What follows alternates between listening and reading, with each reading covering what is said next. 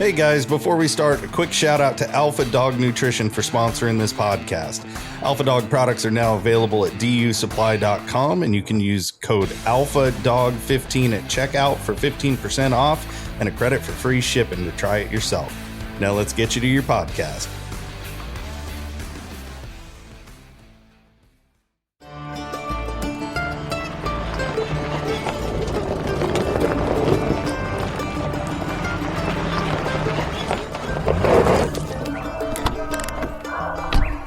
Where's Fielder? He's gone to the dogs. Welcome to the Gone to the Dogs podcast. How privileged I am today. I have a guest that I am just chomping at the bit, that's your hint right there, to bring to the microphone in just a few minutes.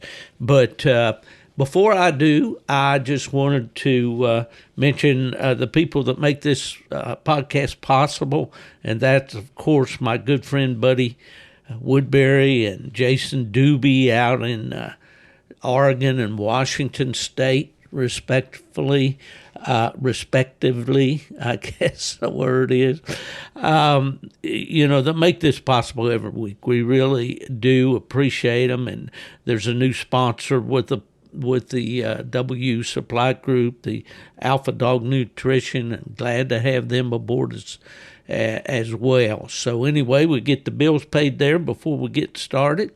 But today we're going to have an interesting podcast, I am sure, because we've got a very interesting guy that's going to share his time with us. As this podcast is airing, it is the 1st of July. If you can imagine that we've progressed already halfway through the calendar year. It just seems like to me the years just go by like a picket fence, on a highway. But I believe on Thursday of this week will be the 4th of July, the birthday that we celebrate of our country. I'm a very patriotic guy. I know our guest is as well. And, it's just such a privilege to be born in the USA and to have been raised here. And as I think of my guest from the great state of Texas, I remember back in my UKC days when we started the hunt there in College Station, Texas, and we had rodeo parades, and we had all the things. We had a soldier back from Desert Storm, and I realized that just this week as I'm podcasting here, we celebrated, I don't know that, of course we want to celebrate the lives of all those brave men and women that fought for our country in that sandbox over there, Desert Storm. But that event was the American Heritage Hunt, and it was one of the highlights of my, if you want to call it, career, to see that display of patriotism in a rodeo arena there. Probably had about 3,000 people altogether there from our best estimate. But anyway, before I bring our guest to the microphone, last week we had just a very, very sharp young man named Caden Riley on the program, and Caden, of course, is spearheading this Peach State Shootout Georgia Youth Series. And if you listened to that podcast, you were probably as amazed as I was at this 19-year-old coon hunter to see number one, he's very articulate, extremely bright, and very focused. And it was just such a joy. And if you haven't heard that episode, you need to go back and listen to that one for sure. Okay, well, I've talked a lot here without saying much, but I'm very proud to bring to the microphone a guy from the great state of Texas. Now, I traveled to Texas many, many times over my years with the coonhound registries, and especially when I was with UKC, because every year in September we had the Texas State Championship, and in my day, it was held at the fairgrounds in Fairfield, Texas. And we're going to reminisce a little bit about that and all. I saw just this week, and I posted it to my Facebook page, where probably one of the most famous Texans of all since Sam Houston, was my favorite country singer, George Strait, held a concert in the stadium at Texas A&M University there in College Station. 110,000 people. I can't wait to bring you on, man. My guest this week is Dexter Whatley from Bivens, Texas. Is that right, Dex? That's it. Suburban Bivens. Suburban Bivens. Yeah. We're about 10 miles from downtown of Bivens, where the railroad track goes under the highway. I gotcha. Is Bivens one of those southern towns where the railroad track goes right down through the middle of town? It actually splits it, right? I mean, it's got an overpass over it. And until the timber companies come through here and logged out so much, you never heard the train go through Bivens. And they didn't have to blow the whistle at the crossing, then, did they? No, they had the right of way. I got you. I know over in the southeast, and just north of me, up through Georgia, probably South Carolina and up that way, it seems like the railroad track goes right down through the middle of town, parallels the highway. And if you want to make a left or right turn, you gotta go. There'll be a gate there, that you have to wait. You better wait. Let's put it that way. Well, I've still got my virus residue, I guess you'd call it. I've still got a tickle in my throat, hoarseness, and all that. I don't know what those Chinese put in that bug, but it's been a bad one for me. So hopefully I'll get through this. But I've got a guy here that probably likes to talk as much as I do, and I don't know that I need to lay that on you, Dex. That's a heavy cross to bear. But Dexter Whatley, you are a dyed-in-the-wool Bluetick man, are you not? Pretty much so. I've owned a couple of Walker dogs way back when, and this was before the Lipper era, and they come from George Hicks, who actually sold Merchant Hustling Billy to John Wick, and one of them was a little male dog that come along at the same time that I had the Domino dog when he was a puppy. And I had to make a choice between the two. And the little Domino dog seemed to be the tougher of the two, with me being young enough and tough enough to follow him.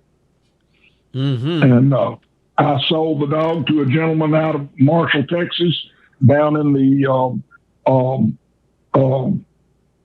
Bluetick stronghold down there, and he kept the dog for quite some time and made a whale of a squirrel dog and a pretty good coon dog out of him. But Domino cemented me in the Bluetick world, and I ended up with his cousin Diesel just not long after a friend of mine passed away from a car wreck. I see. Well, when I went to Texas, my first trip out there was in courtesy of Uncle Sam. In 1969, he invited me to come to Lackland for about 6 weeks at a spa there they call Lackland. Yeah. And So I spent that, what they called the basic training. They didn't probably know what they were in for, trying to train me to do anything. West Virginia redneck, but no. And then I went up to San Angelo to what they called a tech school at Goodfellow Air Force Base there. And right away, I met some coon hunters, and I learned real quick that the Bluetick dog was very popular in Texas, especially out there in West Texas. There was one name that came to the front quite a bit out there was a guy named Tom Broom. Did you ever meet Tom or hear of him or know anything yes, about him? I knew about him. I never met him. Uh-huh. And I was friends with a gentleman named Mac Adams that had some of this stuff, and Mac also had running dogs. They would cross their Blueticks in on some running walkers for bobcat dogs. I got you. That's what I've found, that those Western cat hunters like to put some of that running dog in there. Well, you're talking with crossed up Blueticks and things like that, right down Jason Doobie with W, because, I'm pretty sure that's what he's hunting. He's probably got some purple ribbon dogs, but yeah.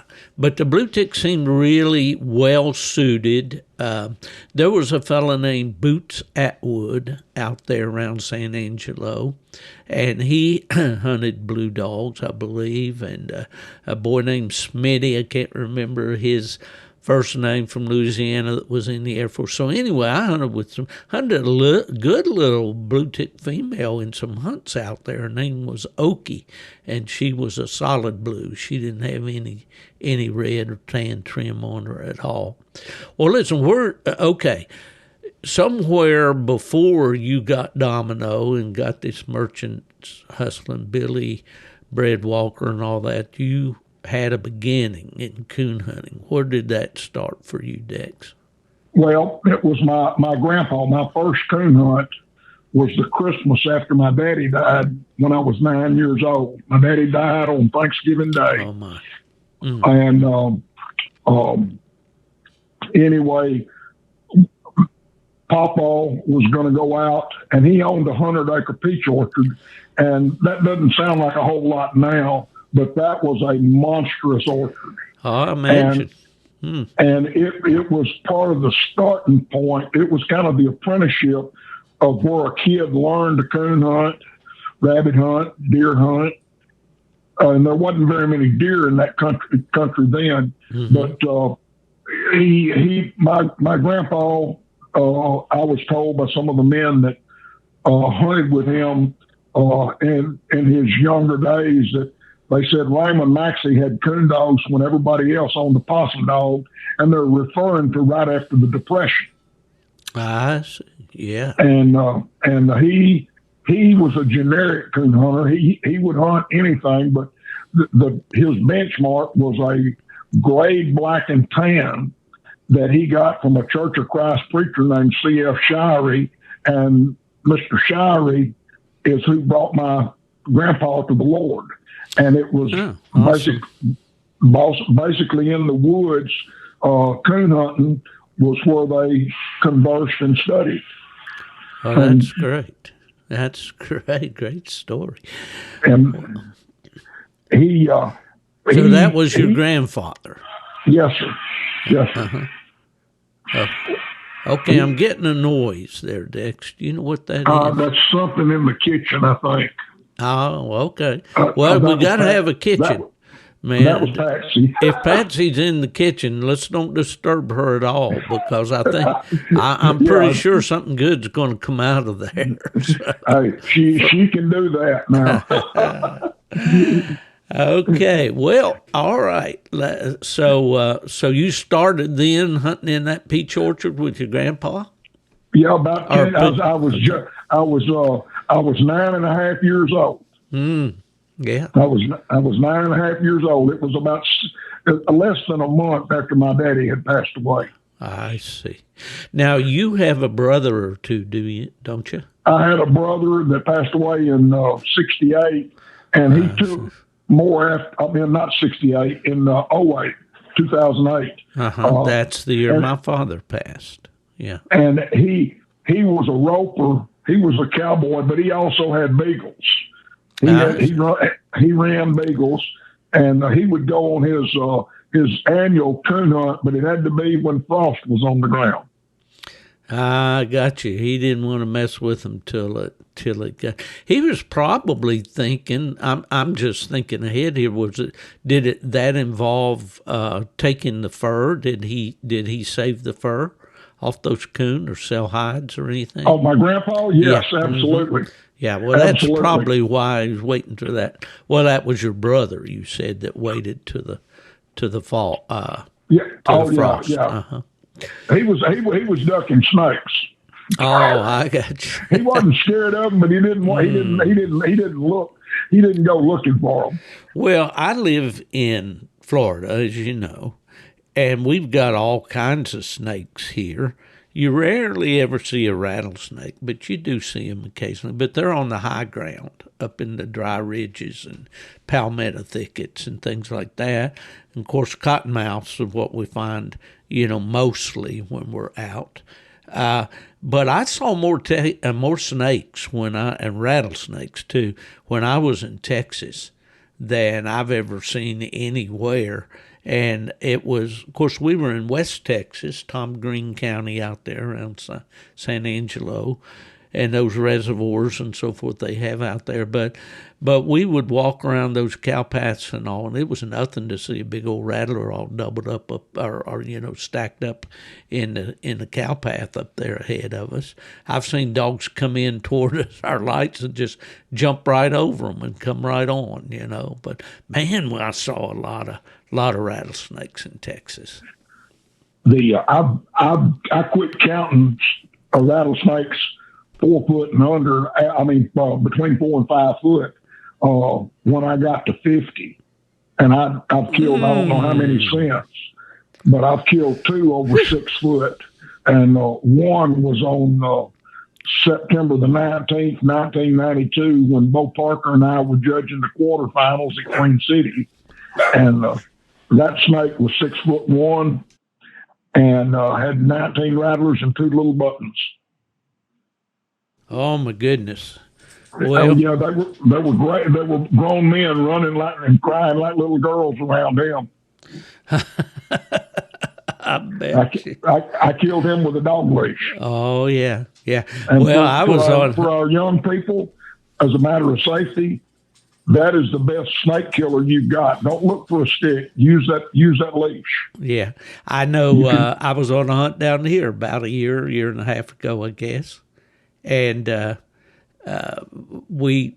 walked along. I was hunting, or I had a walker dog at that time. My buddy Mac Britt was handling him, and we pulled up, and it was on one of Ike Rainey's properties down here. Some beautiful places to hunt, but Oliver Wynn, he's a fellow that handled the Z dog here recently in one of the world hunts.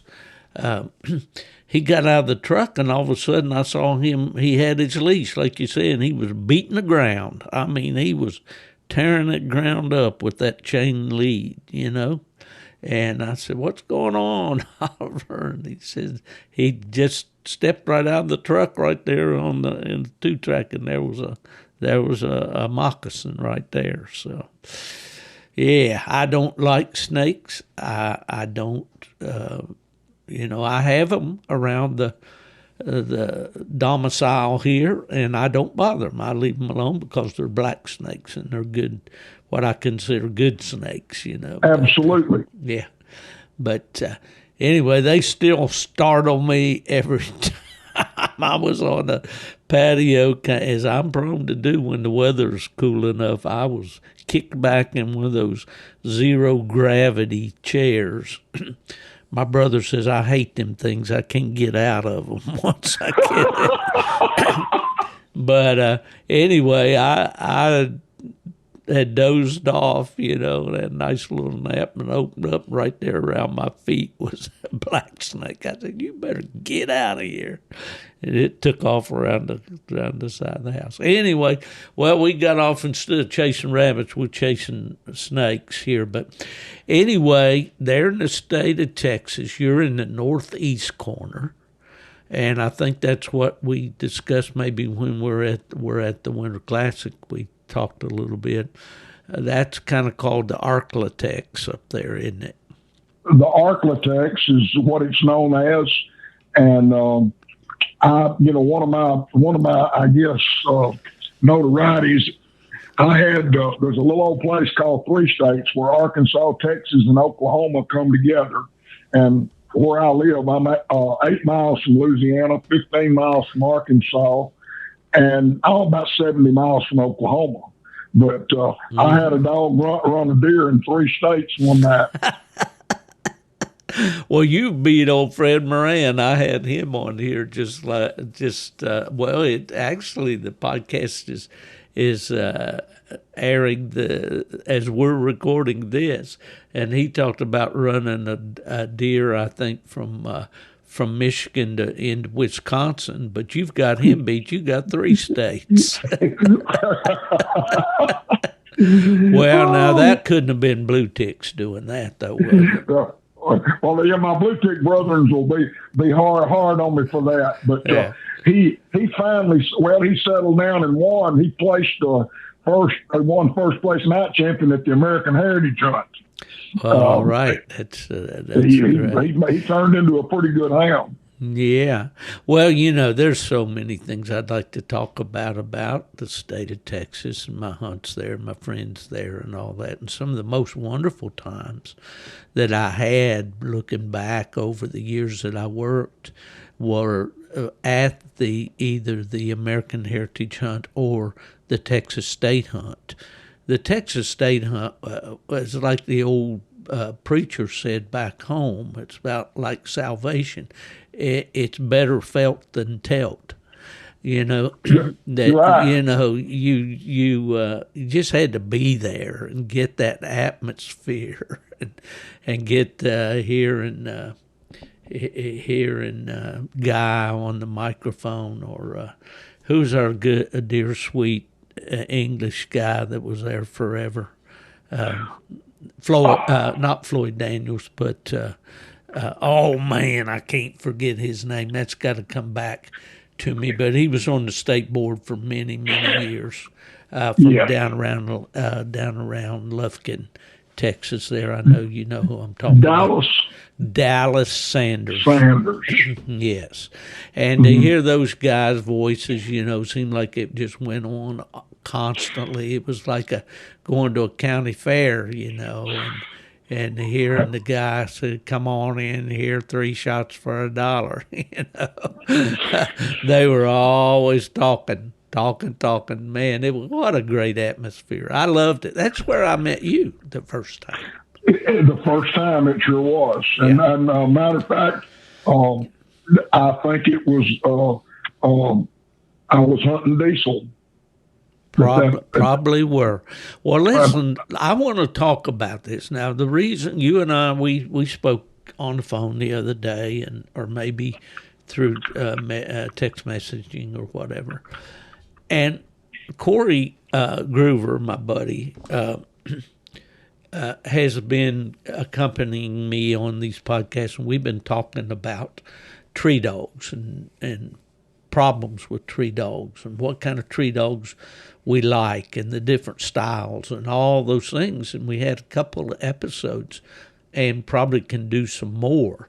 But I wanted to talk more about track dogs, trail dogs, dogs with good noses, dogs with bad noses, that sort of thing. And I know that historically the Bluetick breed has been known to produce good cold trailing dogs.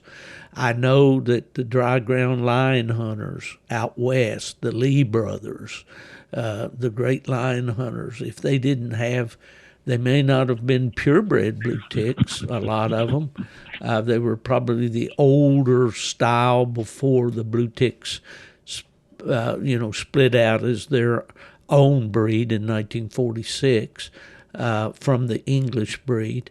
But Blueticks have played a real big part in the Southwest, especially, and all over the country, I guess. I lived in Michigan, and I was in the heart of Bluetick country up there with Ed Mead and of course Dave Dean and and Kenny Herman and all these other people up there that were so involved. And I just mentioned to you earlier, and I'll get off on a little sidebar here just a second, our friend Mark Houck with the All-American Bluetick Association, and that's, I believe, an association you told me you're involved with as well.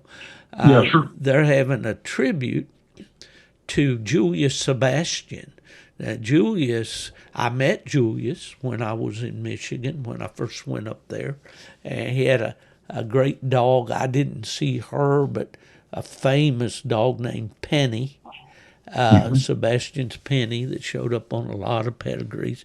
But Julius was a bear hunter, and apparently your association there is having a big game extravaganza up there at the top of Michigan Houndsman Association in the UP, which, man, that would be a great time to be up there right now, where it's hot everywhere else. I bet it'd be some nice cool breezes up there.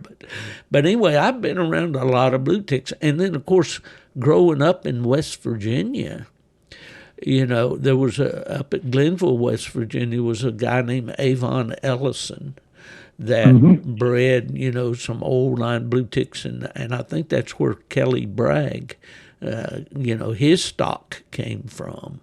So, I've been around and hunted with a lot of Blueticks down through the years, and I know that you've had some good ones, and I want you to kind of, don't be shy. Just tell us a little bit. I think of Hoss, I think of Domino, I think of Diesel. I'm sure you have some more, but just tell us about your experience a little bit with the Blueticks, of your experience, and then let's talk about them as trail dogs and track dogs. Well, if you look at it from the way the public looks at it, the two dogs that stand out in my mind that drew attention were noted to be tree dogs. And they were flashy and quick, and that's Hoss and Domino.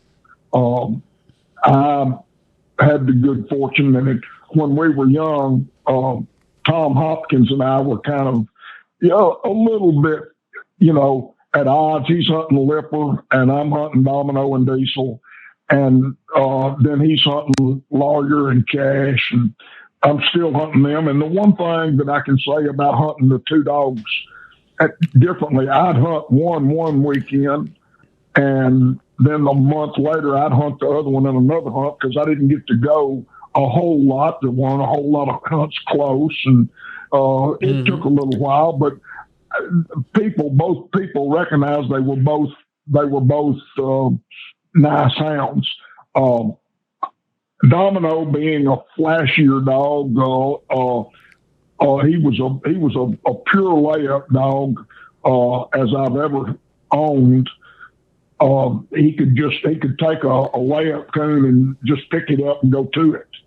And Hoss was a layup dog, not quite as fancy on laying one up, but he could doggone sure get him.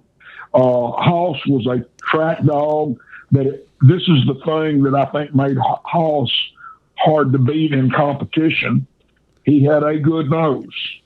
He did have a good nose. But if he barked on a track, he was going to tree it. Mm-hmm. I couldn't always say that about Diesel or Jake. But there's another name that... Those two dogs didn't have good noses. They had great noses. They had great noses, and they could smell stuff that I think a lot of dogs couldn't pick it out.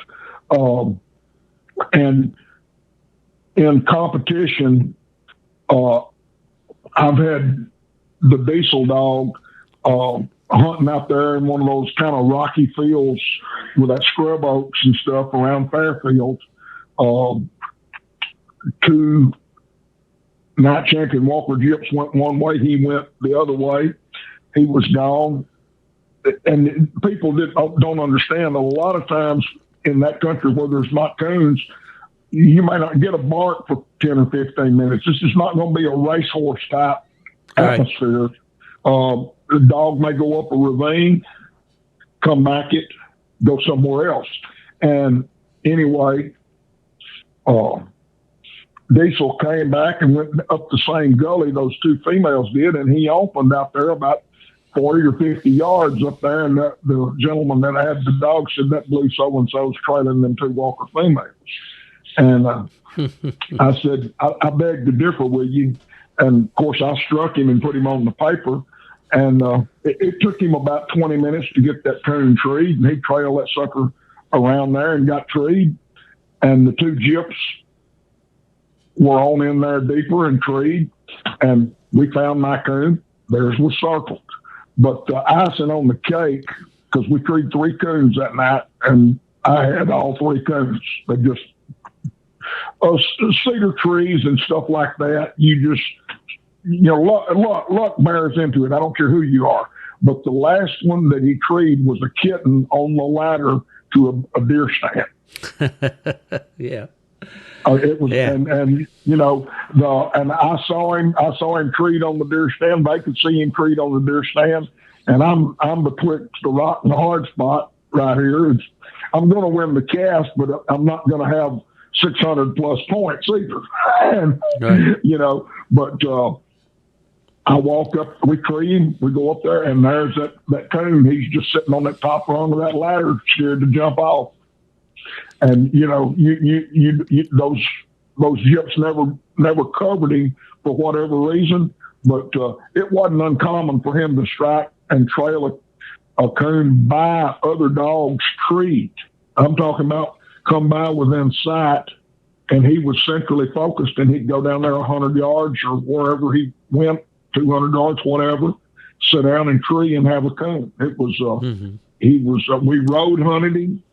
And so many of these young people think that road hunting a dog teaches them to run the road. And I beg to differ with you 100%. That's how you break them from running the road. You make them take those tracks as they come to them. And that's one of my big deals on a track dog. I want him hunting from my feet. I don't want him racehorsing across there a quarter mile before he ever puts his head down. Yeah, and I think that's a fundamental difference, with a lot of or the philosophy of a lot of hunters today. We hear constantly this term, the dog moves around good. That's one of the things they'll say right away in describing the dog. He moves around good, which means he's looking for a coon. But in my view, generally that means he's looking for a hot one. He's looking for one he can slide under. Well, the terrain in Texas, I learned real quickly when I went out there in San Angelo, which is, kind of semi-desert country out there. I mean, you got those old dry creek beds and with that have eroded into that red dirt, and you've got it's just mesquite generally is what you tree a coon on, which is a small bushy tree, like occasional cottonwood along a creek. But I learned out there real quick in the dog that I took out from West Virginia that had a plenty good enough nose for the Appalachians, for the back east. But man, he he was, as we used to say, he was like Ned in the first reader. Man, he didn't know what was going on, out there until he began to catch on to it. But I'd say he did a lot more hitchhiking with those cold-nosed West Texas dogs than he did leading the race. Something I'm going to say about the dogs that come from this region in here, and I'm going to start with, of course, Tommy and Lipper, then Mark Whatley with his the string of dogs that he's had so many good dogs. Now, Mark, is he a cousin? Cousin, yeah, okay, and he's just done an outstanding job with his strain of dogs. And then there was Bo Parker and Reverend Red.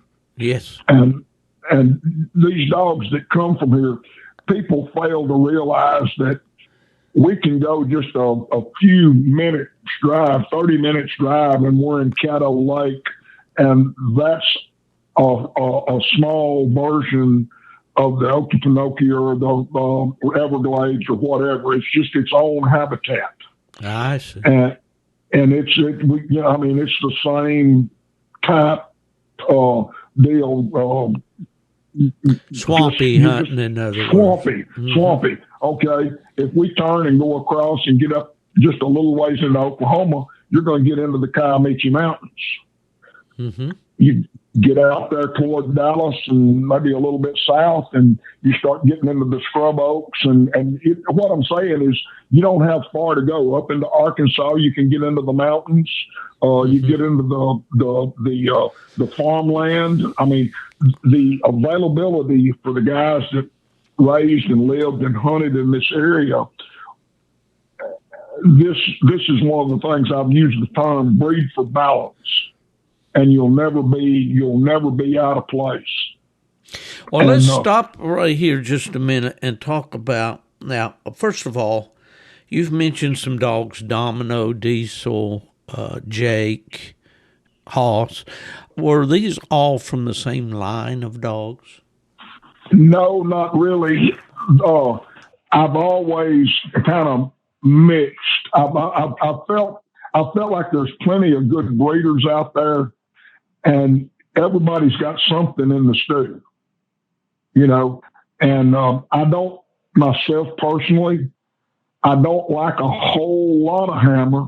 I don't like a whole lot of Jet, but I do like a little in there enough to give me a little bit of tree style, but I don't want it to the point of where it's going to overpower the dog and make him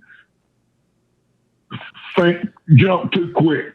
Yeah. A little too much tree.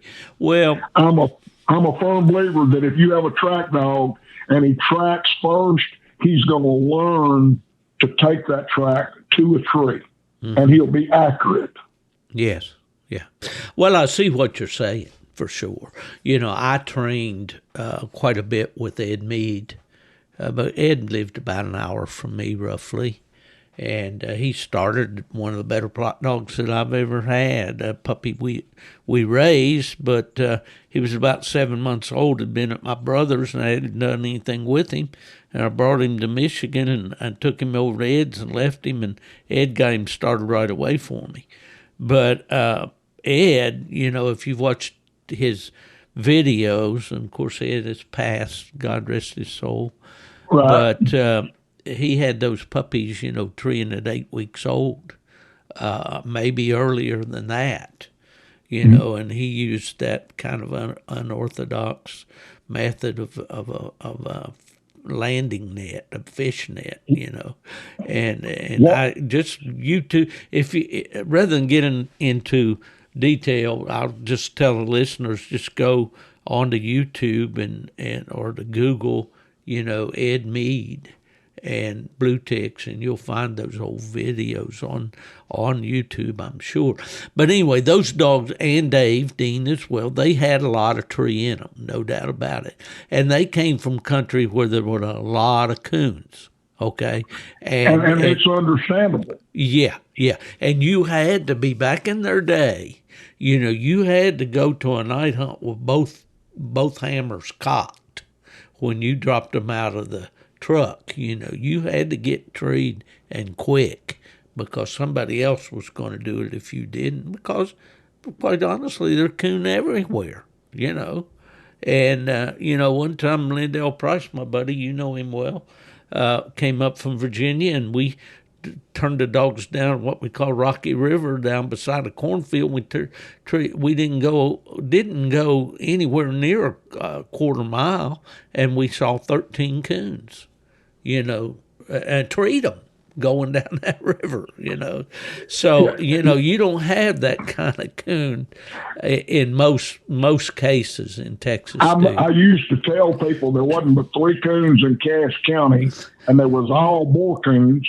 And what you done was you treed them coons as you come to them. They was always out going distant to find the lady folks. Yeah, I guess. And I've heard people make a dog can't do this or a dog can't do that. Run so far, and here's the deal: track dogs. Yeah, thanks for bringing me back on track. Yeah. Come down here and get in one of these 500-acre Texas clear cuts. Hate clear cut. And that in turn, and you can talk to old Tom Hopkins about that. That in turn leads us back to the mules. Yeah. Because Tom and Gerald and I and a few more boys hunted on these mules, as does Kerry Costello down here now. And you can take the starch out of one of those high-winded, high-headed pups by putting him in front of that mule. And about 3 or 4 days, you've got him looking for a coon. Mm. He's looking for a coon, and he's looking for him quick. Yeah. And this thing, to take a track and take it, and people don't understand. 6 inches of this dadgum sugar sand down here. You see a dog working a track on that and carrying it. And I don't mean standing on his head. I'm talking about barking and moving 100 yards every time he barks on the thing. Yeah. And 3 other dogs that are decent hounds aren't getting out of sight. And so when you get that, yeah, go ahead. I'm sorry. When you get that dog that has that nose and that ability to move that track and that ability to be accurate, you don't really care for this, what tree style he has. I mean, I used to tell people, I don't care if he's purple, got green spots and yellow stripes, rides a pogo stick and rings a bell on the track and blows a whistle at the tree if he's right. Yeah. Well, so you take that. Mm-hmm. Well, I know a lot of the guys that are listening, and I get a lot of comment back on these episodes, and most of it is positive. In fact, it runs way on the positive side, and I maybe they're just being gracious and all, but they like to hear the accounts of these older dogs and these older hunts and historic hunts and so forth. But that's the way I was raised to judge a dog by its ability. Number one, to go hunting. You got to have a dog that'll go hunting. You don't want one, that you got to walk over a track. But, that goes and finds that track. It may be hot, but most of the time it's going to be cold. It's a feed track or something like that. And he works it out. He works the puzzle out. And hopefully he's what I always liked was what I called a drifting track dog, a dog that was always reaching out front to try to catch it. That was the object. And I think that's why I stuck with the Plott breed all those years, is that those dogs wanted to catch what they were after. And so anyway, just learned the appreciation for that kind of dog that can do what you're talking about, Dex. Was that was in the heart and soul of coon hunting to me. When I came on the scene. There's so many people. My son is 51 now, and he hunted Jake for me the first time we qualified him in the World Hunt, because it was back when you still had to have a non-hunting judge. And he came in from college, and I asked him, I said, will you handle him? He said, Daddy, I ain't never hunted with a dog. I said, son, ain't but two things you got to know about him: strike him when he balls and tree him when he gurgles. And I took him over to my family's farm. We've got my grandpa's place, and the daddies and the brothers and stuff's place is across here. And there's a drain on that place that's about 1.5 miles long that takes flood water across it and gets it out of there. But it's always an ecosystem that's going to have crawfish, shiners, frogs, snakes, everything that's a habitat to have a coon. And I took him there and I aimed him into a 140-acre block of woods behind us. And I started across there, and we're standing there looking, and 7-8 minutes goes by, and he opens about 1/4 mile into the open pasture that's just dotted with trees along that drain. And I said, how'd he do that? I said, I don't know, but he's over there. So we watched that dog, and he drifted that track 1.25 miles. I know how far he drifted it, because I know the roads. I was raised on this place. Right. He drifted that track 1.25 miles in 7 marks. On the 8th mark, he located, and I told the boy, I said, listen to him. He just located. You book him there every time. It doesn't matter if he leaves. You book him there, because 9 times out of 10, he's parked. Mm-hmm. And anyway. Now, which dog was this? This was Jake.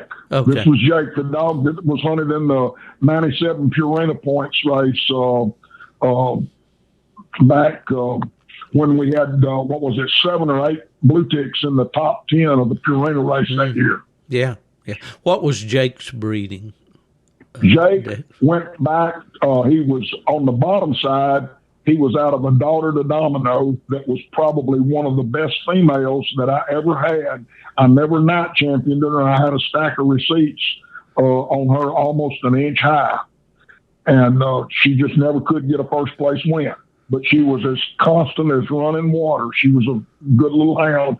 And on the top side, she was out of Kenny Jones's Archie Chief, which was out of Horse Ranch Blue Baller that belonged to Kenny Jones and C.W. Eldridge, and he was directly out of Kasuda's Archie. And I'm still a big fan of that breeding. They're not the tree dogs that I think a lot of people like, but I'm not enamored by a tree dog. Right. Now, when you say that, you're certainly saying that the dog will stay treed. He's just not a real classy, stylish up on the tree every Jake barked about 12 times a minute. Yeah. He wasn't gonna. But he would do that. He would do that till tomorrow evening. Yeah. I mean, you could run a freight train full of foxhounds by him, and he may get big-eared, but he wasn't going nowhere. Mm-hmm. Yeah. And, for those of you out there that are learning your coonhound glossary, getting big-eared means the dog is listening for the other dogs. And a lot of times we say they get big-eared, they get treed, the young dog will, and another dog falls treed over here. They can't stand it. Their ears get too big listening to that dog, and there they go, But resolve a lot of that down through the years, or at least it did for me. I don't know about one of the things I will say for him, he was just naturally a stay put tree dog. He was genetically a stay-put tree dog. And I will tell you something else that they may want to hear, because I've seen young people make this mistake. I was hunting him. I just made a grand show champion out of him, and had never put him in a hunt because I didn't want him boogered up. And he was a late starter. Again, other people might have owned him. He wouldn't have got a chance to have done anything. But I'm skirting him. I'm road hunting him, and he takes off in there about a quarter, and he's trailing parallel to a road. And he's drifting and drifting and drifting. And he goes in and he locates on a tree. And this is the old beep system where you didn't have a Garmin. And he shuts up. And I take that old beep system. And that's a telemetry system for you guys out there. It just emits a radio signal back to the transmitter, to the receiver box, usually.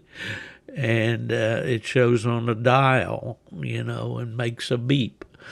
And that's what we had, and we thought we were in hog heaven when we got those, didn't we? Oh, no, that was the greatest thing on earth.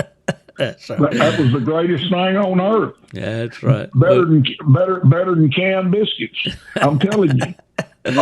Well, you go ahead, Dex. I interrupted your story. No. But I went into the tree, and understand, this is a 2-year-old dog, and he didn't put his feet on the tree. He didn't slobber or sling his head. He's sitting on his dead butt looking up this tree. Mm-hmm. And I walk in there, and it's obvious the coon is sitting there in the first fork. The coon's not much over 20 feet above him. Mm-hmm.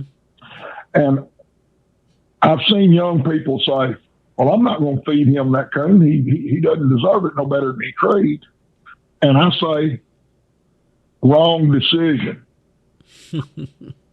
This dog doesn't know he's got that coon. He only thinks he's got that coon.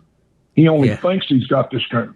So I take my beep system, I tie him up right there, and I hoof it back about not quite a quarter mile to the truck, get my single shot 22, and I hoof it back in there. And I set the gun down, and I pet on him, and I get him to finally get up there and bark a time or two. And I, back then you had to kind of teach a dog to tree. Yeah, I understand. And some dogs. A lot of these young people don't understand that, and that's why you breed for intelligence. Is you want that dog to figure out what you want him to do. Yeah, I got him to bark a time or two, and when I did, I backed up and I gut shot the coon. And the coon peed down the tree, and when it did, he come uncorked. And when he come uncorked, I petted him up some more, and then I backed up, and then I shot the coon out to him and let him wool it around, and he toted that coon back out for me.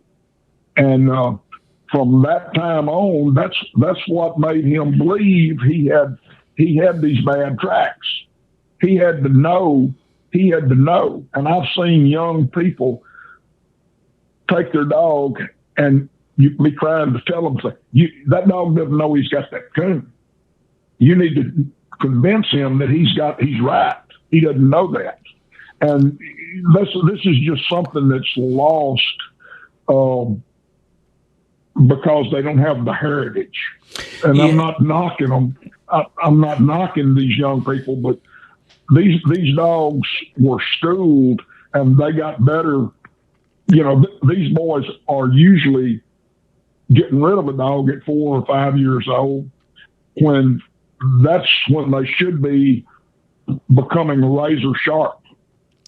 Well, I agree with everything you're saying here, Dex. I think today a lot of hunters are missing this altogether because they're so concentrated on getting to that tree, the dog getting in the country, getting treed, being able, and I've beat this horse to death on this podcast. The handler really isn't that much involved with the dog anymore.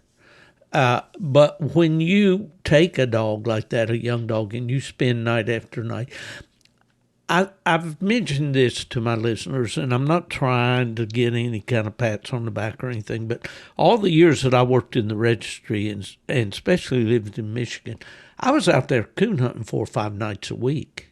Mm-hmm. And, and I started a lot of young dogs, and I was that hunter you're talking about, spending time with my dogs, learning every grunt, squeal, and whistle, as you say, in that dog. And I just want people to try that. It may not be what wins you $100,000, but it may be something that gives you appreciation for what a dog can actually do. An intelligent hound that's been gifted with a good sense of smell and our olfactory capabilities, and and that's kind of what I wanted to get onto here with this talking about. And we can't single out Blueticks. They're good cold-nosed dogs in all breeds, but what makes a good track dog? What makes a dog, really kind of make the hair stand up on the back of your neck when you see him operate? What is a good track dog, Dex? Okay. And I will say this, and this is just because I haven't seen every dog, but of all the dogs that I've owned and raised as deluxe track dogs, 3 stand out in my mind, males, and 1 or 2 females over the 60 years I've been running with hounds. But you got to figure the last 40 or 50, I was pretty serious about it, so I paid attention. Diesel was a straddle track dog, but he was a straddle track dog that could move. He pushed the track pretty hard, and he took it as he come to it, and he went through it. And he was a dog that was by nature a very solid locating dog, not necessarily a fast locating dog, but a solid locating dog. You didn't have to, not that he wouldn't occasionally move, but generally speaking, when you heard him roll it over a time or two and then go wolf, wolf, wolf, wolf, it's a done deal. Yeah. Now, Jake, on the other hand, take the same type of track and until Mark Whatley bred a female called Moon Pie. One of the best. Steve Kenny had a bitch named Rachel that was a tremendous nose. But they'd take Jake and that type, those 2 type dogs. You hear them and they open, and the next time they move, they're moving in a forward direction. And it may be 3 or 4 minutes, and all of a sudden they open again, and they've moved a forward direction again, whether it be 100 yards or 300 yards. And this is one of the things I love watching Dick Brothers comment on his females that he's got right now. They appear to be that type dog, and they've got a lot of hustle to them. And there's dogs out there that can smell these bad tracks and run them. And we've lost sight of finding those. And when we find those again, that's part of the reason why I have gone back and am working with a couple of the bear hunters, one down in South Georgia, one up in Central Idaho. And I've got a female out here named Della. She's got a decent nose, not an overpowering nose, but when she finds it, she makes things happen. Her brother, on the other hand, is a dog that can fall off a bear track running wide open and fall in there and bay or catch a bear off a track that's on the ground. And, my goodness, I can't find any fault with that when he comes up with the meat. Well, I learned more about cold trailing from bear hunting than I did from coon hunting. And absolutely, I can see that 100%. Well, the voice there again. I apologize. Because the bear will travel so far, and you can get a good picture of, how that dog is able to move that track and get up on that bear and get it jumped or bayed or treated or whatever. But you just learn in the different parts, different times of the year, and seeing how, So there's a lot. It's easier to learn, I think, about cold trailing maybe than it is coon hunting, but I've always marveled at those dogs, and I've owned a few, and my dad before me, that were able to take that track. I'll say this real briefly. Had a plot dog named Bearpen Sam. He was the foundation sire of the dogs we had for several years. You mentioned road hunting. We had a place called Camp Creek. We started at the top of the mountain, and you roded down this. There was a mill branch that ran right off down over the bank to the side of the road. But on the other side of that branch, the mountain went straight up on the other side. A twisting, turning old civilian conservation corps road, where back during the Depression they built that road in there. It was only 4 miles, but it took a long time to get to the bottom because it was just so rocky and so twisting and all that. See, cut to the chase. We talked about hunting dogs in front of a vehicle. We would turn the dogs loose in front of the vehicle, and we're creeping along, I've seen this Sam dog throw his head in the air and drop down over that bank and go down there probably 100, 200 feet, maybe a little more, 500 maybe, depending on the spot, cross that mill branch and climb up on the other side and get way up on side of the ridge and open when he got to that track. And he had winded that track from the road. And he was one of those that I loved to listen to him, because when he gave that first, that strike, it was more like a howl. Oh, And then the next time, like you said, that drifting, he'd be maybe 100 yards, and he'd howl again. And as it started, as he got that thing going, those howls would come a little shorter, a little closer together. And, they will tell you what you need to know if you learn to listen. Exactly.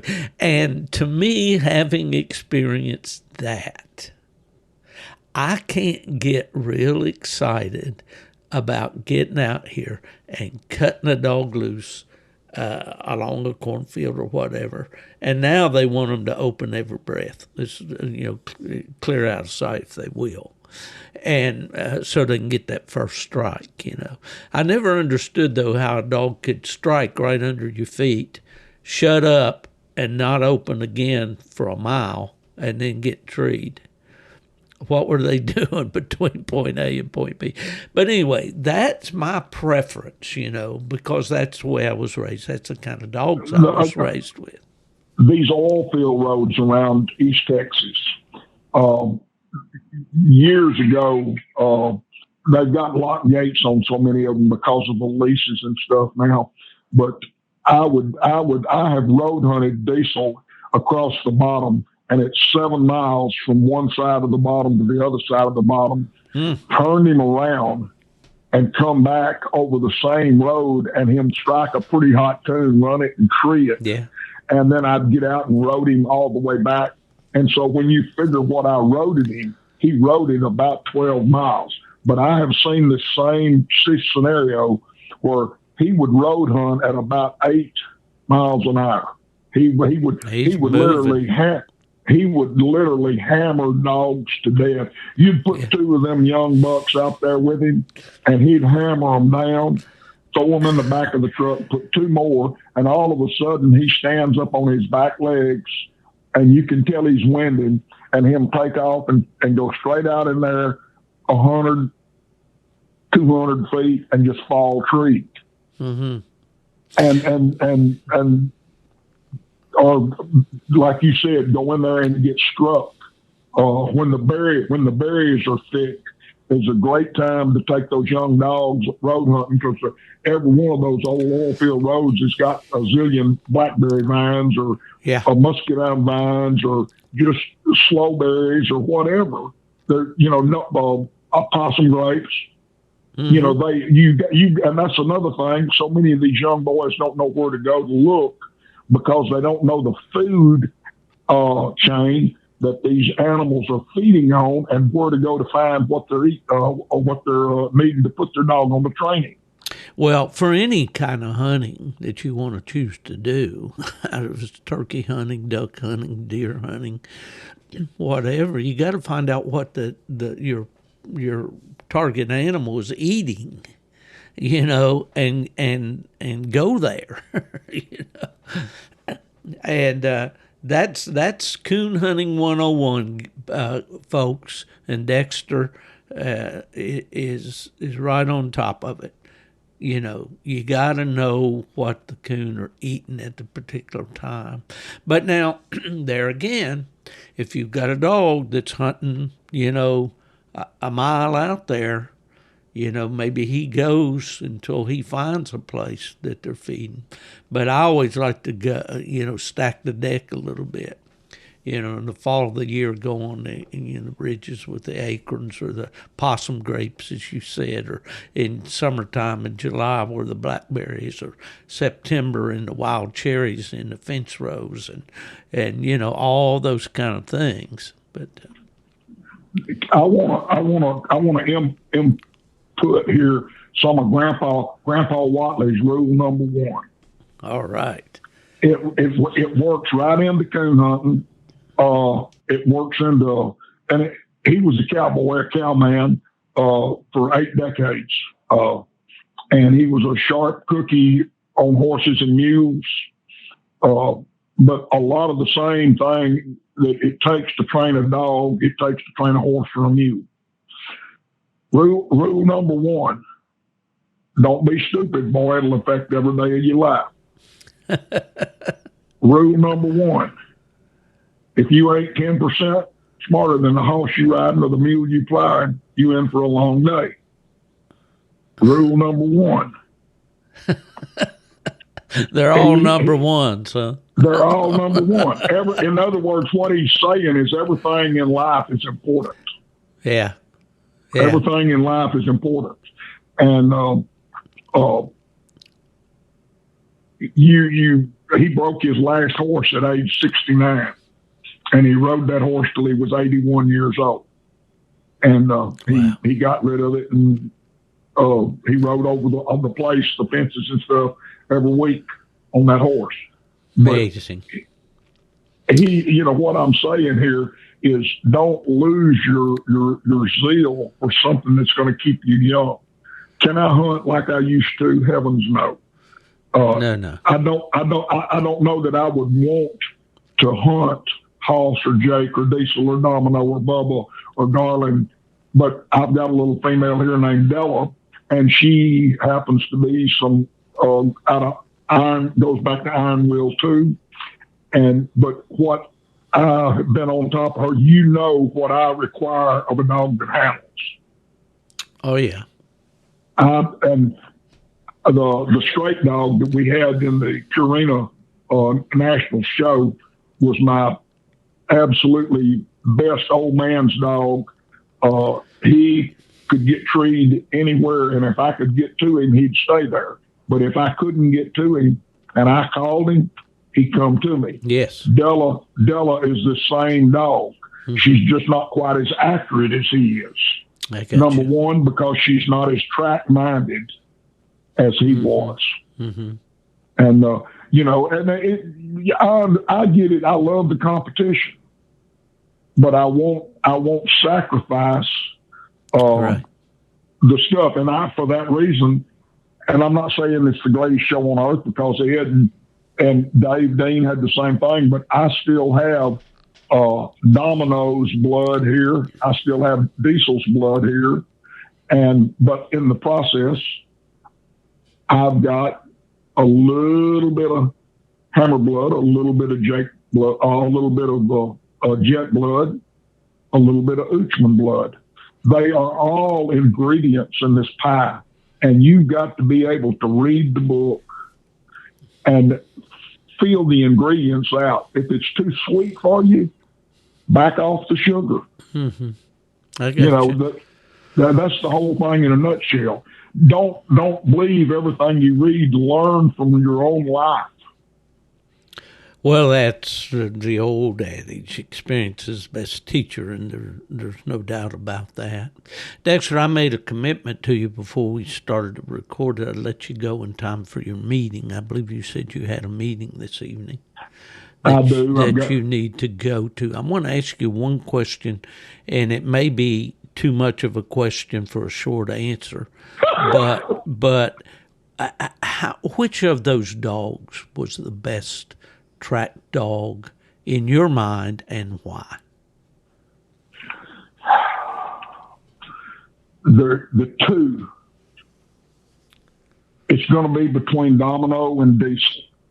Okay.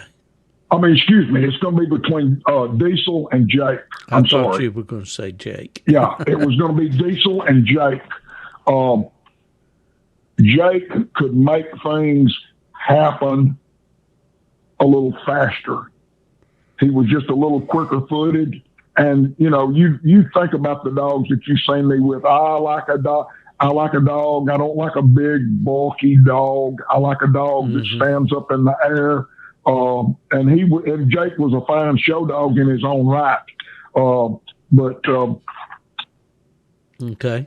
Their noses were equal. They just had different styles. It's maybe the difference between having a Charles Barkley and Michael Jordan. You got to have both, but the one you want to lead, and I'm finding this out with time. I'm finding that Jake was a better grandsire than he was a sire. There you go. And that comes from the guy that's patient and willing to stand the test. Well, here's the thing, Dex, in this, and I think the nugget in all of this that we've talked about tonight, as you were recording in the evening hours. I know a lot of the people who are listening to this in the daytime, but is, there's a lot to be said for just kind of slowing things down, and Mother Nature has a way of doing that, and we've alluded to that. You and I both know what that's all about. But, great. The competition's great. I loved it. I loved being part of it, being associated with it as I was for so many years. I still do if I could do it. And I'm not denigrating that in any shape or form. But if we could pass a nugget on here to the listeners today, is take the time to learn that dog. Take the time to appreciate the tools that dog's been given, and sit back and watch him work. Put the Garmin in your pocket. Don't look at the screen. Only if the dog gets lost, pull it out. But put that Garmin in your pocket, and you will know what he's going to do, what his next step's going to be. You'll know it. Yeah. You won't have to look at that Garmin and say, I think he's fixing the tree.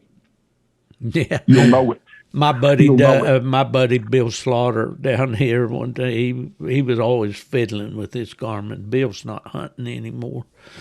But he was one of the guys that was always fussing and complaining about the Garmin. Why the dogs are over here and it says they're over there and yada yada. He had the hardest time, learning that thing. But we had a good coon race one night. I mean, a jam up good one. And they made a big circle in there, and they came in back pretty close to us and come on that tree just right, just knocking it down. It was, as Jerry Clower would say, "Oh, it was beautiful," But Bill did not hear a sound. I told Bill, I said, you just missed the best coon race of the year, fiddling with that Garmin.